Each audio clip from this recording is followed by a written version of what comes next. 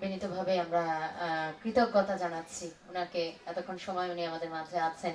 সাইফুল ইসলাম, সাবেক অতিরিক্ত সচিব, গণপ্রজাতন্ত্রী বাংলাদেশ সরকার উপদেষ্টা, বাংলাদেশ এনজিও ফোরাম ঢাকা, জনাব AFM সাইফুল ইসলাম। বিসমিল্লাহির রহমানির রহিম। দুদু দেওয়ান ফাউন্ডেশন কর্তৃক আয়োজিত আজকের এই মহতী অনুষ্ঠানে সভার সম্মানিত সভাপতি দক্ষিণাঞ্চলীয় উপজেলার সম্মানিত উপজেলা পরিষদ চেয়ারম্যান, উপজেলা নির্বাহী কর্মকর্তা, উপজেলা থানার অফিসার ইনচার্জ, এই উপজেলা এবং জেলা পর্যায়ের সরকারি কর্মকর্তাবৃন্দ, এই প্রতিষ্ঠানের সঙ্গে যারা সংশ্লিষ্ট আছেন, সেসব কার্যকরী পরিষদের সদস্যবৃন্দ, এই প্রতিষ্ঠানের উপদেষ্টাবৃন্দ, এলাকার সচিববৃন্দ, সাংবাদিকবৃন্দ, এলাকার মা ও বোনেরা, ভাই বোনেরা, আসসালামু আলাইকুম। আমি আজকে এই শীতের সুন্দর রৌদ্রোজ্জ্বল সকালে দুদু দেওয়ান ফাউন্ডেশন কর্তৃক আয়োজিত এই সভায় আপনাদের মাঝে উপস্থিত থাকতে পেরে অত্যন্ত আনন্দিত এবং অত্যন্ত নিজেকে গৌরবান্বিত মনে করছি।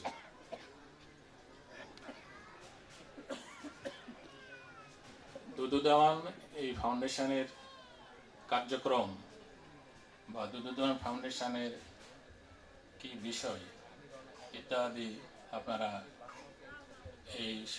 এই প্রতিষ্ঠানের সভাপতি যিনি, তার মুখ থেকে আপনারা শুনেছেন।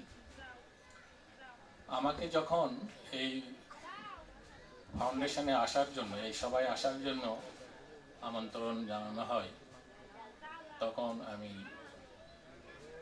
এটি যেহেতু আমার এলাকার আমি যেখানে থাকি, আমার গ্রামের বাড়ি সে পাশাপাশি, এই উপজেলার অনেক গ্রাম আমার আত্মীয় স্বজনদের বাড়ি, সেই হিসাবে আপনারা সবাই আমার আত্মীয় স্বজনের পর্যায়ে পড়েন, আমি সেটা মনে করি। কাজে এই আমন্ত্রণ আমি যখন পাই তখন আমি সানন্দে সেটা গ্রহণ করি। এবং এই ফাউন্ডেশনের সভাপতি হাসান হাবিব, উনি যখন আমার সঙ্গে দেখা করে এই প্রতিষ্ঠানের বিষয়াদি আমাকে কিছু সম্যক ধারণা দেন, তখন তার বক্তব্য থেকে আমি নিশ্চিত হয়েছি যে এরকম একটা প্রতিষ্ঠান তিনি যোগ্যতার সহিত পরিচালনা করতে সক্ষম হবেন। এবং তার যে সত্য কথন আপনারা শুনেছেন যে সেই এলাকার ছেলে কার ছেলে, সেই যে অবস্থা থেকে তার যে উত্তরণ এবং তারপরে এই প্রতিষ্ঠা এবং এর উদ্দেশ্য এবং ইচ্ছা, এটি অত্যন্ত একটি মহতী প্রশংসনীয় উদ্যোগ বলে আমি মনে করি। আমি তাই আপনাদের কাছে অনুরোধ জানাই যে আপনারা এলাকাবাসী যে কোনো প্রতিষ্ঠান পরিচালনা করতে হলে এলাকার জনসাধারণ অবশ্যই সাহায্য সহযোগিতা প্রয়োজন হয়। আমি মনে করি আপনার সব সাহায্য সহযোগিতা দিয়ে এই প্রতিষ্ঠান যাতে উত্তরোত্তর বৃদ্ধি পায় সেই চেষ্টায় সচেষ্ট আপনারা থাকবেন। আসলে সামাজিক অর্থনৈতিক উন্নয়নের জন্য আমাদের বাংলাদেশ তো গরিব দেশ, আমরা এখনো দারিদ্রের সীমা পেরিয়ে আসতে পারি নাই। যদিও বাংলাদেশের বয়স অনেক হয়েছে, 40-এর ঊর্ধ্ব, কিন্তু আমরা সেই অর্থনৈতিক মুক্তি এখন আমাদের পুরোপুরি আমরা লাভ করতে পারি নাই। এই অর্থনৈতিক মুক্তির জন্য সরকার কাজ করে যাচ্ছেন। সরকারের এই কাজ হয়তো কিছু কিছু কাজ, সব কাজেই যে সরকার সাকসেসফুল হবে এমন না, এবং এই সরকারি উদ্যোগেই সব কাজ সমাধা হবে সেটিও আশা করা যায় না। সরকারের পাশাপাশি এই ব্যক্তি উদ্যোগ, ইন্ডিভিজুয়াল যে উদ্যোগ এবং গোষ্ঠীগত উদ্যোগ, এটি যদি থাকে তাহলে নিশ্চয়ই এই দেশ আরো সামনের দিকে এগিয়ে যাবে। সেই ধ্যান ধারণাটিকে সামনে রেখেই এই আজকের এই অনুষ্ঠান এবং এই দুদু দেওয়ান ফাউন্ডেশনের জন্ম।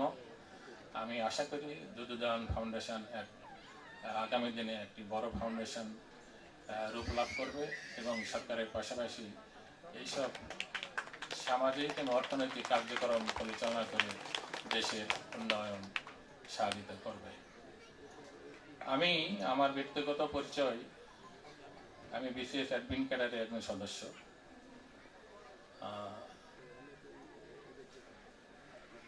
আমি 2 জেলায় ডিসি ছিলাম। পরবর্তীতে সরকারের অতিরিক্ত সচিব হিসেবে আমি অবসরে যাই। তারপরে একটি প্রতিষ্ঠানে আমি উপদেষ্টা হিসেবে আছি, বাংলাদেশ এনজিও ফাউন্ডেশন। এই বাংলাদেশ এনজিও ফাউন্ডেশনের কাজকর্ম, এই দুদু দেওয়ান যে প্রতিষ্ঠান যে কাজকর্ম হাতে নিচ্ছে কার্যক্রম, এরকম কার্যক্রমেই আমরা সাহায্য সহযোগিতা দিয়ে থাকি। এবং এই থানাতেও, এই উপজেলায়ও আমাদের সাহায্যের স্পর্শ রয়েছে।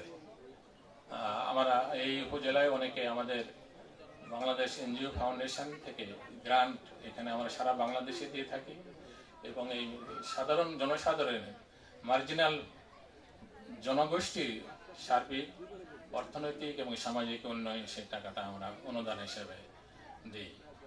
তো সেই সুবাদে আমার এখানেও আগে কয়েকবার আমি এই উপজেলায় আমি এসেছি। তো সেই দিক থেকে বলবো যে এই ফাউন্ডেশনে আমাদের তরফ থেকে কোনো সাহায্য সহযোগিতা যদি ওখানে প্রয়োজন হয়, নিশ্চয়ই সেই সাহায্য সহযোগিতার জন্য আমাদের হাত সর্বদা প্রসারিত থাকবে।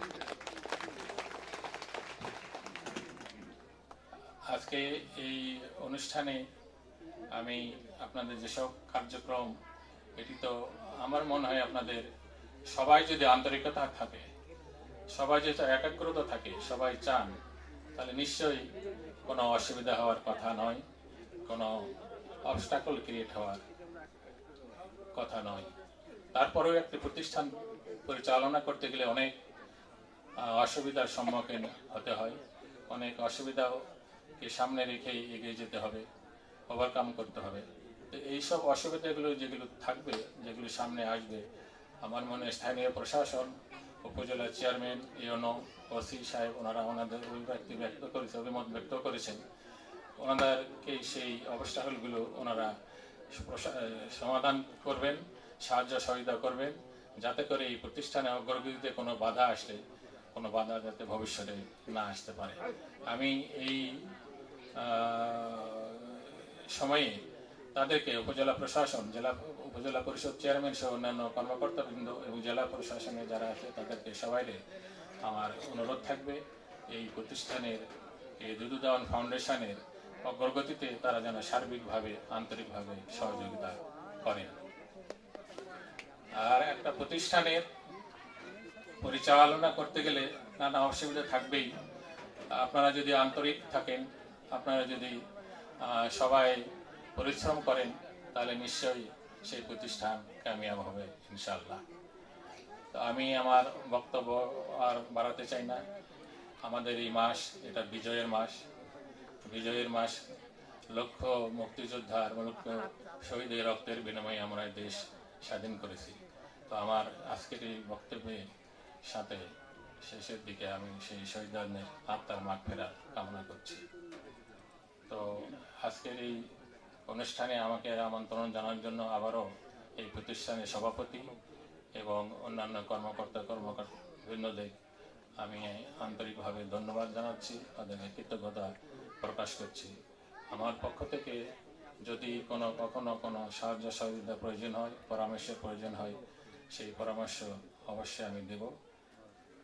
এবং আমি কায়মনোবাক্যে কামনা করি যে এই প্রতিষ্ঠান যাতে সামনে এগিয়ে যেতে পারে, এই প্রতিষ্ঠান যাতে সামনে সমৃদ্ধি লাভ করতে পারে, একটা বড় প্রতিষ্ঠান হিসাবে গড়ে উঠতে পারে এবং এলাকার এই গরিব জনসাধারণের উন্নয়নে এটি কাজ করে যেতে পারে। যে অভিমত, যে ইচ্ছা, যে উদ্দেশ্য এর সভাপতি ব্যক্ত করেছেন, আমরা সবাই চাই সেই ইচ্ছা যেন সে পূরণ করতে পারে এবং সামনে এই প্রতিষ্ঠান আরো বড় হয়ে আরো বৃহত্তর পরিসরে কাজ করতে পারে, সেই আশাবাদ ব্যক্ত করে সবাই ধন্যবাদ জানিয়ে কৃতজ্ঞতা প্রকাশ করে আমার সংক্ষিপ্ত বক্তব্য এখানে শেষ করছি।